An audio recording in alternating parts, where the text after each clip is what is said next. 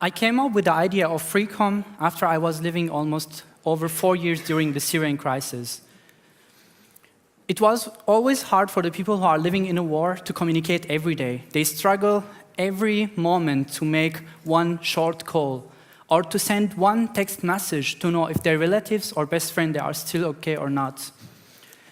The biggest question in that time, it was always, can't we find another alternative way to communicate than using the internet and the mobile network? That was the reason why I invented the Freecom, because it was giving me the answer of, yes, there are other technologies we can use. Some alternative solutions could be using the sound to transfer data. I write here my name, and I will send it over sound like. So you hear the message, but I can repeat sending it over ultrasonic sound. And then your ears will not hear it, but your phones with the microphone can, and you can receive my name on your screen. I can do the same thing with light. These blinks of light, you can capture them by your phones, cameras, and then you can also receive my name there. I was trying to prove that there is some alternative solutions to send and exchange data. So simply, Freecom can make your internet works offline. It has so many other features, so we can do everything that we do in normal phones. So we can exchange information, we can send text messages, make phone calls in a secure connection so no third party can watch or control what we are doing. It uses the physical movements of the people and the technology in our phones to make connectivity. Why Freecom is important? 60% of the world population, they don't have proper internet access. So it means maybe they have internet for 5 minutes a day, or maybe 1 hour, or maybe at all, maybe. So I will try to explain more in details how Freecom works. It has two important features. The first is broadcasting the messages, and the other is creating the network. Freecom basically tried to use all the available technologies in the phone. So it used the Wi-Fi direct and the Bluetooth to create the network. It uses the light and the ultrasonic to broadcast the information or the urgent news, and NFC to share the information when two persons are in contact. So if I have 3 devices, the first one will broadcast the information to the second, which will broadcast it as well to be received by the third. Let's see if we have more than 3 devices and we have a city, what we can do. One person in this city, he wants to broadcast some urgent things he saw it or some danger, and he wants the whole city to know about it. All what he has to do is just broadcast this information, so all the people who are around him will receive it, and those people will broadcast it as well to be received by a larger number of people. And what if I want to send it to the other side of the city? People are always moving around, riding bikes, driving cars, so they will hold the messages like the postman do, and they will give it to the other person. So everybody that are passing by, they will give them the message, and then the whole city will know if there is something important is happening or some accident should be avoided. If we want to send a message to the other side of the world, there's a lot of horrible things happening in our world, and nobody knows about it. So how we can do it? Even if one person in this city gets connected to the internet, the data will be transferred automatically to anybody who's connected in any other side of the world too. And then no secret information will be, and everybody will know if there is any disaster is happening. The other feature is creating the network. I try to implement a small disaster situation. So we have this lady, and she wants to send a message to know if her son in the school is still fine, for example, an earthquake. And she can do because no internet or mobile network is available. And then simply, Freecom can create the network by letting people connect to each other, and then they will build the bridge. So every person will be connected to the person next to him, and they will build the network. Each phone will be connected to the next phone, and then the mother can simply send the message over every person till it will be received by the son. So she can start sending the message to the closest person next to her. So she will send it to this lady, who will receive it and send it as well to the next person, till it will be received by the destination, and the son, he will know that his mom is asking about him, and then he can reply the same way, and they will receive the message.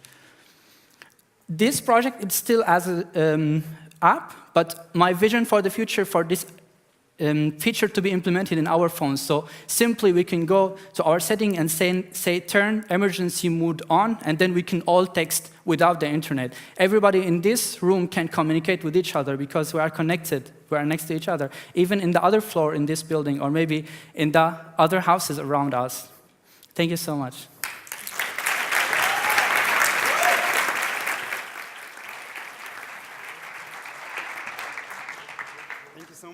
presentation. And now questions. Yes, please. Georg. Oh, no, question. Yeah, very impressive. But my question is, you mentioned NFC, Bluetooth, and direct Wi-Fi.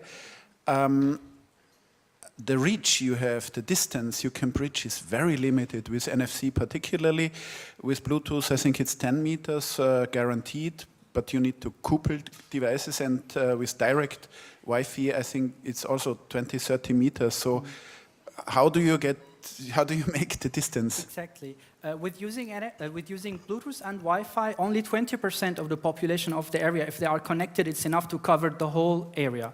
But I'm using more other alternative technologies because in a war situation, really you need anything that can transfer data. Even if two persons, for example, met for 1 second, they can do by phones like this and transfer NFC message, and then this person may go to somewhere where they have internet and the information will be sent somewhere. So I was trying to invest as much as I can technologies in the future. Could be the radio waves, could be some other alternative things in the phones.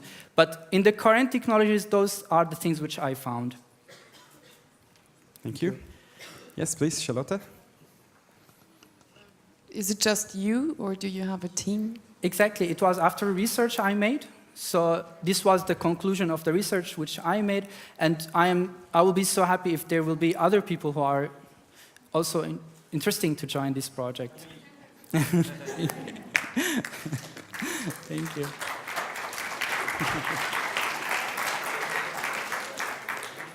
Thank you so much. I was wondering, in which stage are you? Is it just a concept that you're presenting, or have you developed something? Exactly. The theory is proved, so the application is working perfectly. I have a prototype on my phone. The design is still not perfect for a normal user, but I don't want to launch it as an app currently because I have a vision that maybe it could be implemented inside the operating system itself, as I said, so you can have it simply a feature in your phone, and you can turn it on as you turn the Wi-Fi. It's emergency mode. And then it's much better and more perfect than having it as an app. So any old person or any unexperienced user for the phone can just use it as simple as it is. So, Aisha, please. Thank you. Hi. Your project is fantastic. Thank I can you. completely see the significance of it. I remember when I was working in Palestine previously, there was the onset of the Gaza war. And actually that meant the internet connection was brought down. People couldn't contact their families. They didn't know how things, if people were alive or not.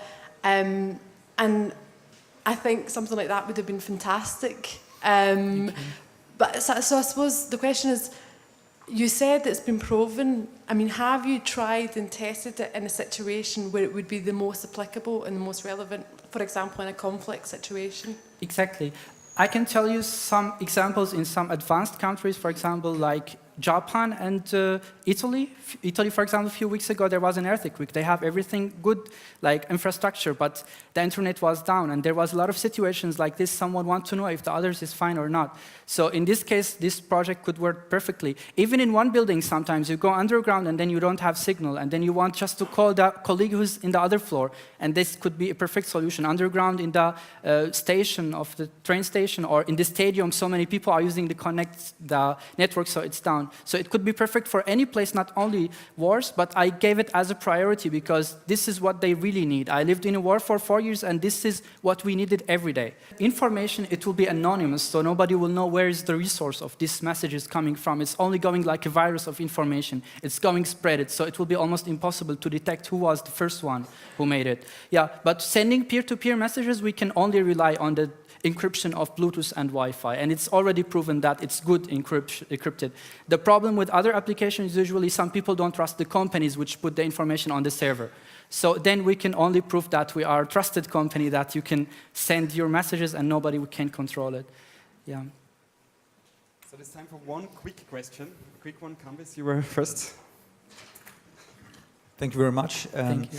So the network effect is very important for for your ideas so that it can evolve in the end. Have you been already thinking about how you can get a specific amount or the decisive amount of people so that the app or your technology works? Are you like, do you want to start in a certain city and then move from city to city, or do you say, okay, I want to focus on Arabic countries, for instance, at first? Have you been thinking about that as well?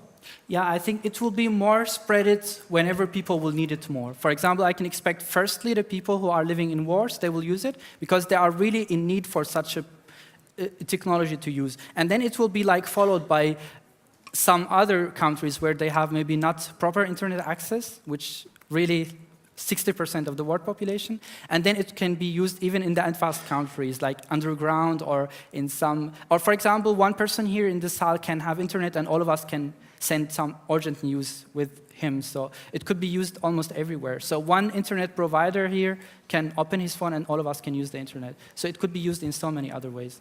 Very welcome. Thank you so much. This is your applause. Thank you. Thank you. Thank you.